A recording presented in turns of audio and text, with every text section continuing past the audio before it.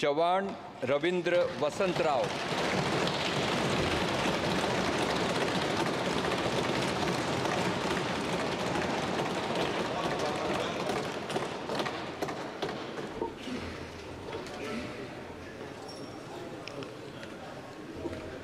मी रवींद्र वसंतराव चव्हाण लोकसभेचा सदस्य म्हणून निवडून आलो असल्याने परमेश्वरास स्मरून शपथ घेतो की मी विधिद्वारा स्थापित भारतीय संविधानाप्रत अनन्य श्रद्धा व निष्ठा बाळगीन, भारतीय सार्वभौमत्वाचे आणि भारतीय एकतेचे निर्वाराने आचरण करीन आणि जे कर्तव्य आता मला प्राप्त होत आहे ते नेकीने पार पाडेन।